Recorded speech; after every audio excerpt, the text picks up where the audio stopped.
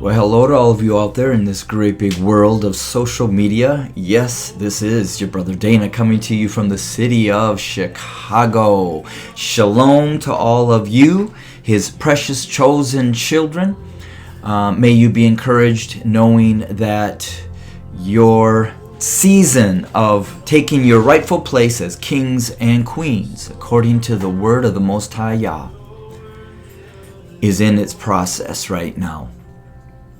And because of this process, I do believe that the Most High Yah called me 27 years ago almost to serve Him amongst you, my black brothers and sisters, to understand white supremacy and how racism has infiltrated every fiber of this nation, because after all, white supremacy is the blood of this nation.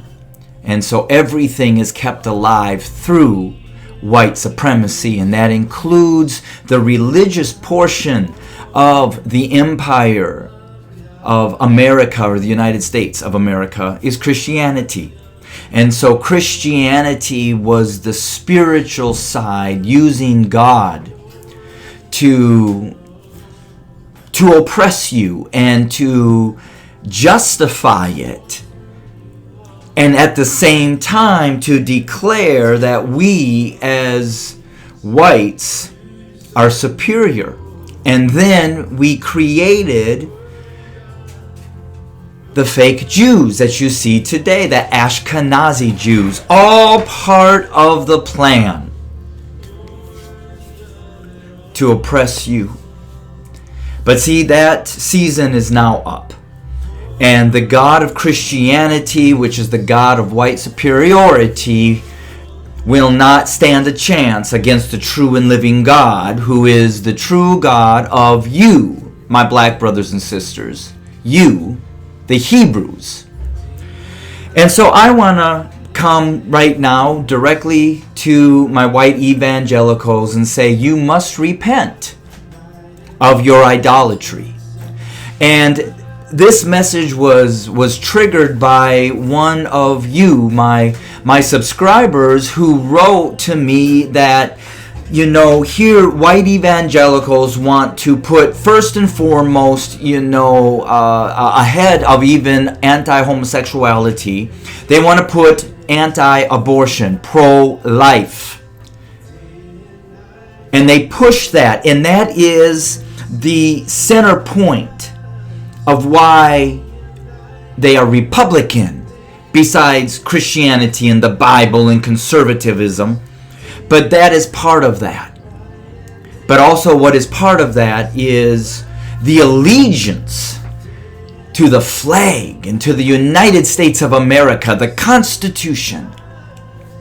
And that brings me to the message tonight, which was inspired by you, one of my subscribers. Thank you. Thank you for allowing the Most High Yah use you. So I don't take credit where credit is not due. But because of that,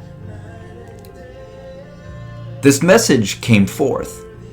And so he asked me to point out, isn't it funny that anti-abortion, do not kill, is number one, but when you look at the commandments, it falls to number 6. Now I hear you as my white evangelicals saying, well, yes, it's the 10 commandments, but all of them are equally as important. So let's go on that basis as well. Let's go on that basis that although like the brother said to me, the first 5 are what we owe to God. So, in all honesty, we really do need to take them first. Because even at Moody Bible Institute, I was taught that those are the most important, because first and foremost, we got to be right with God before we can even be right with man.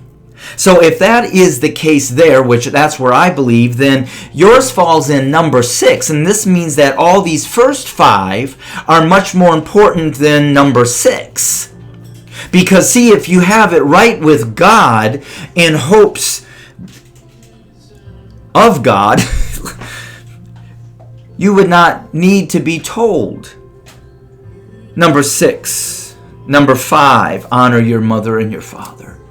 You would not have to be told to do not murder, or do not commit adultery, or do not steal, or do not lie against your neighbor, or do not covet. But let's say that all of these commandments are equally the same. And remember, you want these conservative Republicans, you and Evangelicals, you want the 10 Commandments restored back in the schools, not the Beatitudes.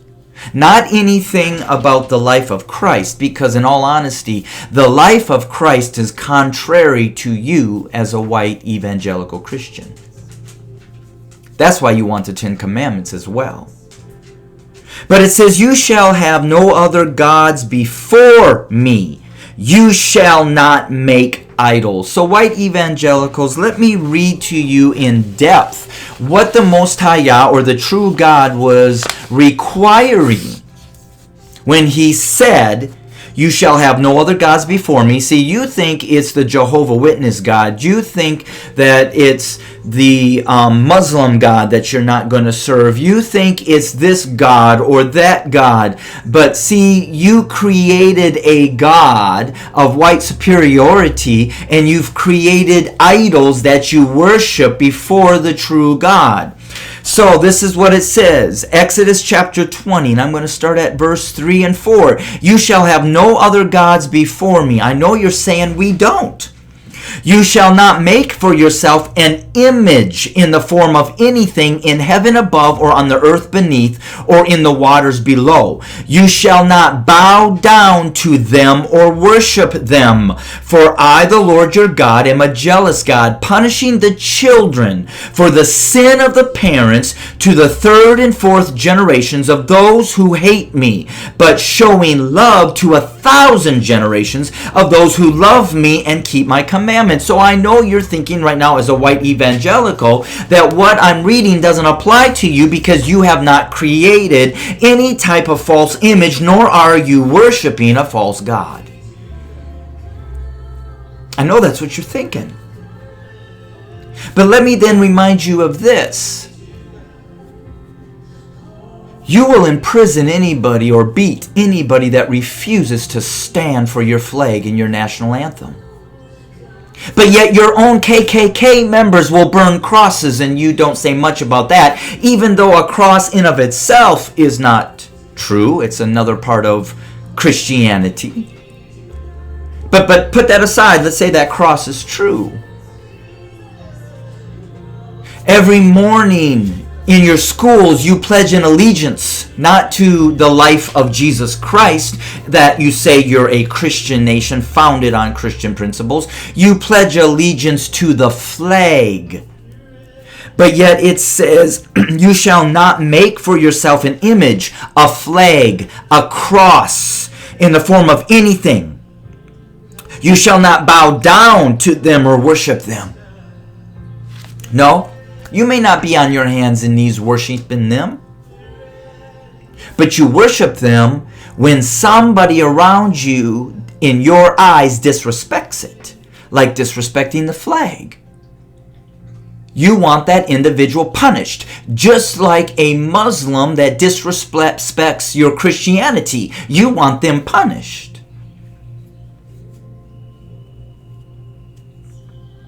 Because you don't worship God, you worship the flag, and you worship the cross, you worship the wooden cross, you worship the Constitution comes in your life before the Bible. That is again why you do not look at the words of Jesus Christ, who said, put your sword back. Those who live by it die by it.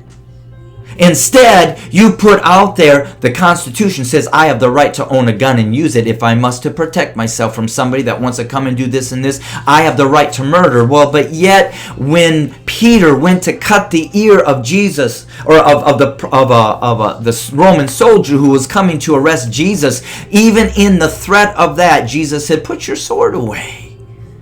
If you live, you die.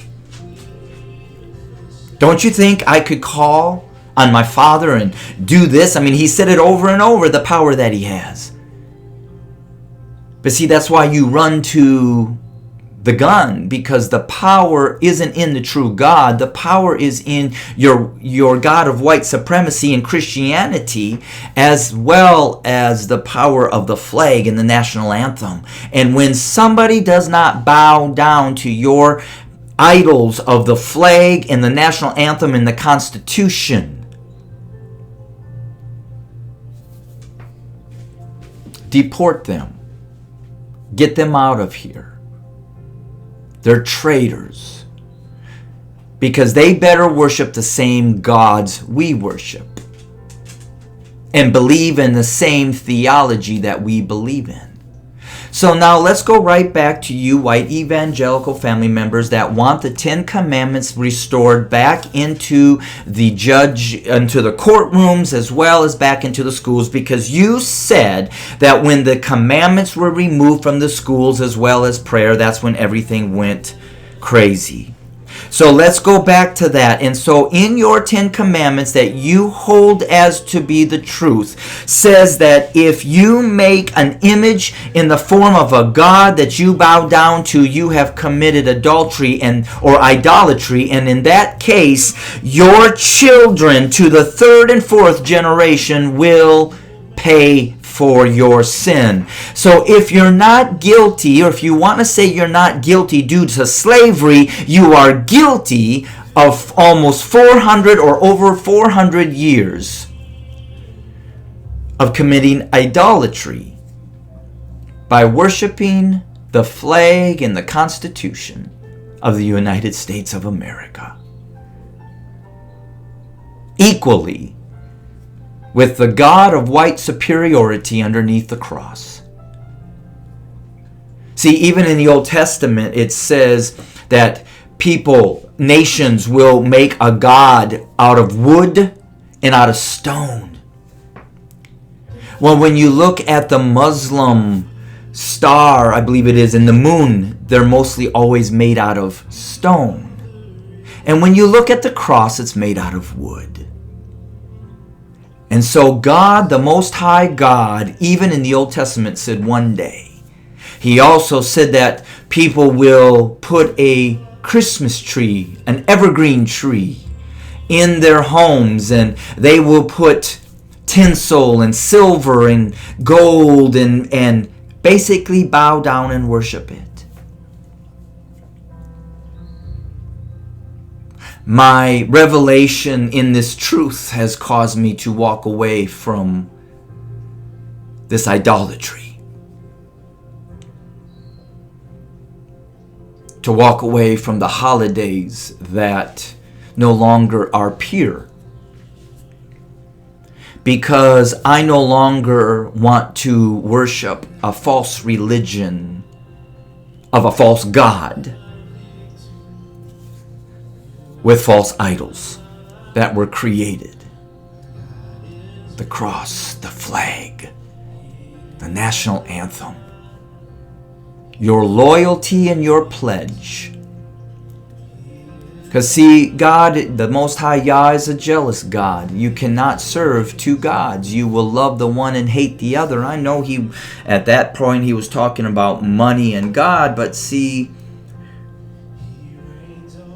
to me, you can never serve two gods. He didn't say, well, you could serve your country and pledge your allegiance to its flag and claim it as your home.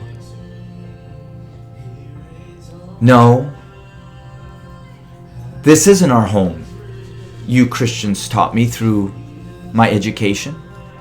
You taught me that this isn't our home, that we're just passing through. I would have never guessed that in the way that you fight for your flag, your freedom to carry a gun, your freedom to say no to wearing a mask, your freedom to still be white and right, and your freedom to have white supremacy reign, and your freedom to mandate on everybody Christianity, to serve the God, like I said at the beginning, that was created by whites, Caucasians, Americans. to spiritually reinforce that God is a God that created white superiority, and its evidence is in his children, the Jews we see today are white.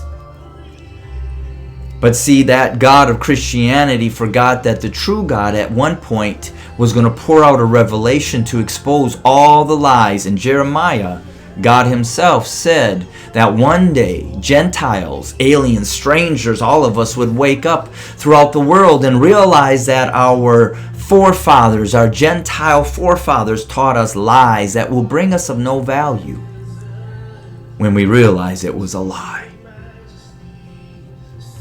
America, Christianity is Babylon the Great, as far as I believe.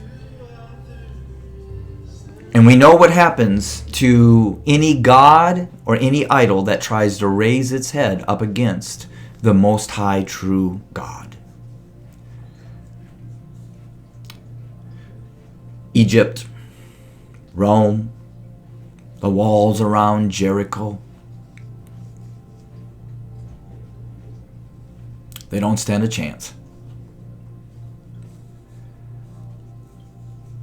To those who have an ear to hear what the Most High Yah is saying, to those of us willing to listen, but to those who refuse, I can only say this to you: may our God have mercy on you.